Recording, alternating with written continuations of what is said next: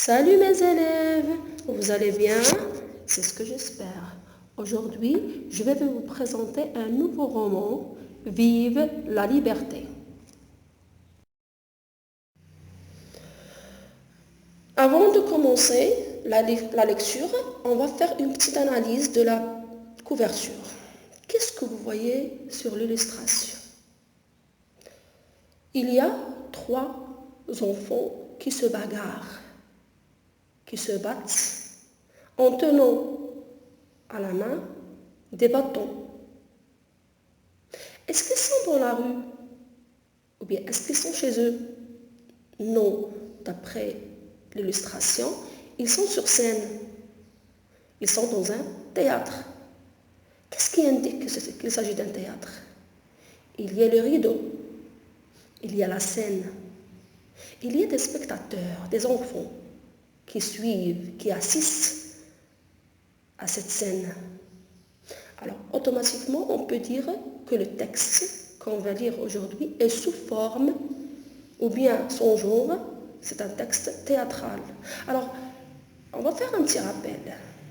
On en a déjà parlé et on se rappelle maintenant. Quelles sont les caractéristiques d'un texte qui est du genre théâtral? Ou bien, comment je sais qu'il s'agit d'un texte du genre théâtral? Alors, pour savoir que c'est un texte du genre théâtral, il y a des scènes. Scène 1, scène 2, scène 3. Quoi encore? Il y a les didascalies. C'est quoi les didascalies? Les didascalies, c'est tout ce qui est entre parenthèses.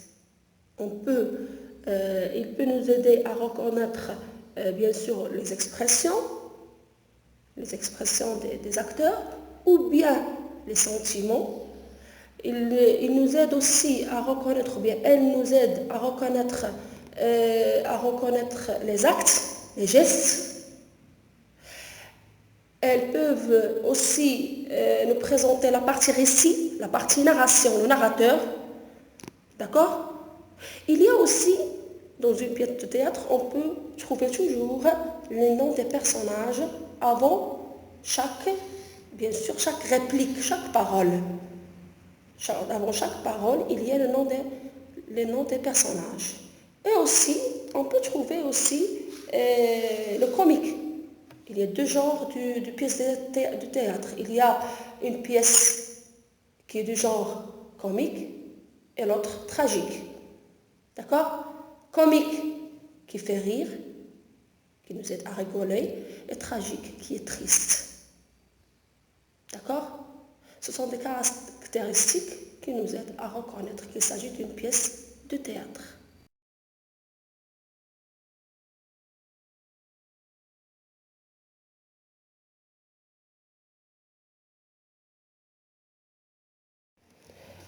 Bon, pour les éléments textuels, il y a les personnages.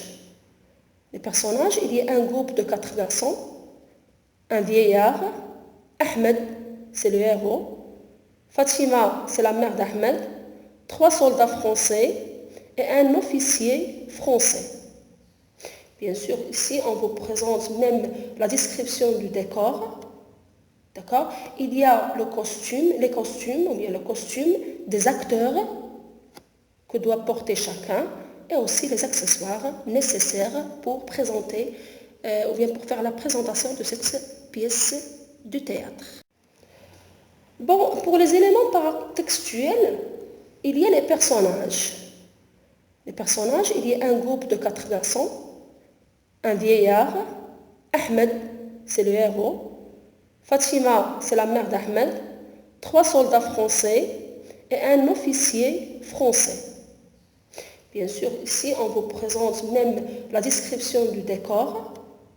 D'accord? Il y a les costumes, ou bien le costume des acteurs que doit porter chacun, et aussi les accessoires nécessaires pour présenter, ou bien pour faire la présentation de cette pièce de théâtre.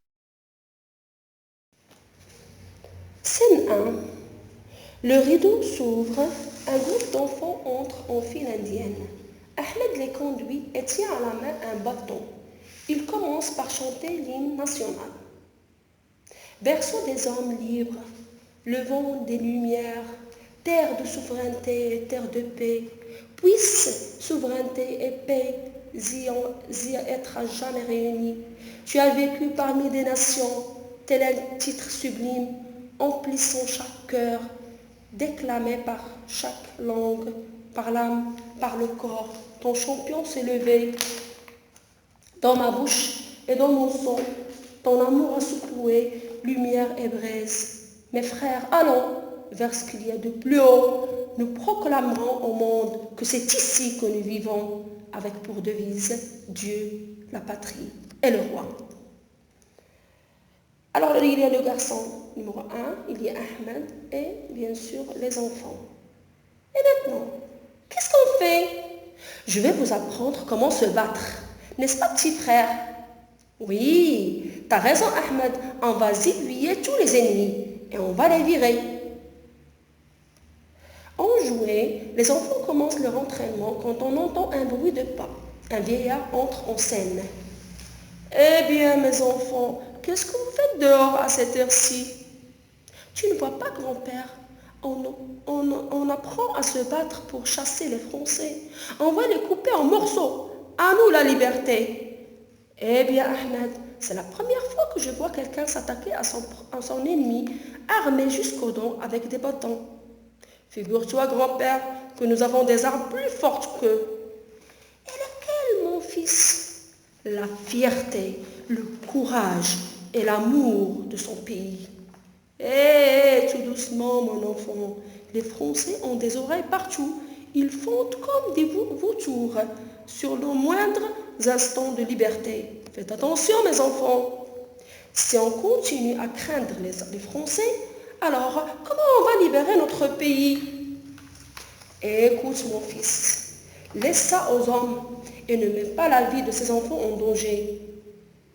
Ne vous inquiétez pas, mes amis, continuons notre entraînement. Le vieillard les quitte et un groupe de soldats français entre en scène. Le capitaine. Alors Ahmed, alors les enfants, on s'amuse? Eh oui, pourquoi? C'est interdit? Mais il n'y a rien qui est interdit, mon enfant. C'est quoi ça? Un bâton. Je sais bien que c'est un bâton, mais pourquoi faire? Pour apprendre à se battre. Et contre qui? Contre l'envahisseur, bien sûr. À ta place, mon enfant, je choisirai bien mes mots la prochaine fois. On t'a jamais dit qu'on a horreur des rebelles? T'as pas peur de mourir? On ne meurt qu'une fois, et le mieux est de mourir pour son pays.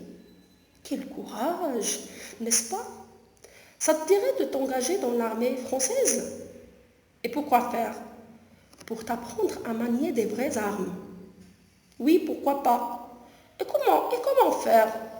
Bon, demain, tu me rejoindras au campement et je ferai le nécessaire. Alors, à bientôt. Merci, monsieur. Les enfants, lèche-botte, traître. Hé, tout doucement, et arrêtez de me prendre pour un con. Ça suffit, traître, tu nous as vendus. Mais pourquoi? Hé, tout doucement, on ne vous a jamais appris que pour mieux combattre son ennemi, il faut tout d'abord apprendre à le connaître. Ne connaissez pas le proverbe qui dit « Sois proche de tes amis et encore plus proche de tes ennemis » Et comment? En m'engageant avec les Français, j'apprendrai comment manier les armes et aussi à mieux les connaître. Ce n'est pas tout, je pourrais même leur voler quelques armes. Oui, t'as raison, Ahmed. On va chasser ces Français. On va les réduire. Oh oui. À nous la liberté. À nous la liberté. Ça suffit, traître. Tu nous as vendus. Mais pourquoi?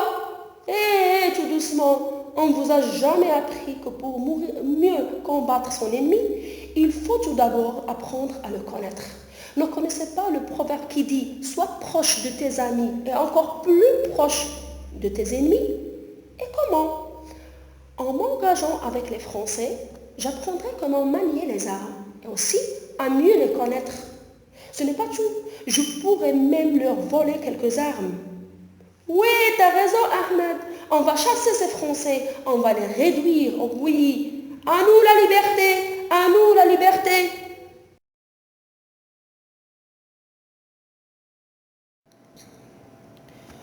Donc, comme vous le savez déjà, tous, on a déjà travaillé l'étude, ou bien on a déjà fait l'étude de ce roman oralement lors de nos séances sur WhatsApp. Et aujourd'hui, à la fin de cette vidéo, je vous ai préparé des questions de compréhension concernant scène 1. Vous allez rédiger ou bien vous allez répondre à ces questions sur vos cahiers d'activité à distance et on va faire la correction collectivement sur WhatsApp.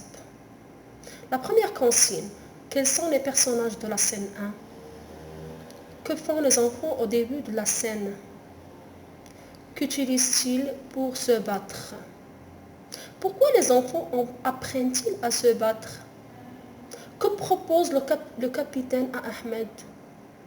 Pourquoi Ahmed a-t-il accepté de s'engager dans l'armée française? En attendant de se retrouver sur WhatsApp, je vous dis bonne chance et merci.